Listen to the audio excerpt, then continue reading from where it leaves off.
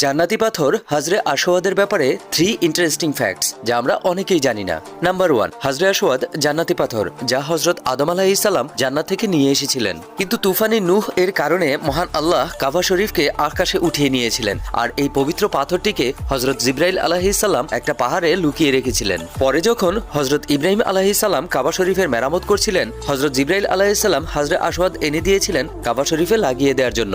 Number 2, হজরে আসওয়াদ 317 হিজরিতে চুরি হয়ে গিয়েছিল। যে চুরি করেছিল তার নাম জাফর বিন হাল্লাস ছিল, কিন্তু 22 বছর পরে এই পাথরটিকে আবার ফেরত দিয়েছিল। চুরি করার সময় এই পাথরটি কাবা শরীফ থেকে বের হচ্ছিল না বিধায় সে সেখানে কুড়াল দিয়ে আঘাত করেছিল, যার কারণে পাথরটি ভেঙে গিয়েছিল। তারপর পাথরটিকে পুনরায় জোড়া দেওয়া হয়েছিল। নাম্বার 3, চুরি হওয়ার পর এই পাথরটি যখন বাদশাহ ফেরত দিচ্ছিলেন তখন বলেছিলেন এই পাথরটি অন্য পাথরের সাথে মিশে গেছে, যদি চিনতে পারেন তাহলে নিয়ে যান। সেখানে উপস্থিত মুফাসসিররা বলেছিলেন সব পাথরকে আগুনে নিক্ষেপ করা হোক, যেটা গলবে না সেটাই হজরত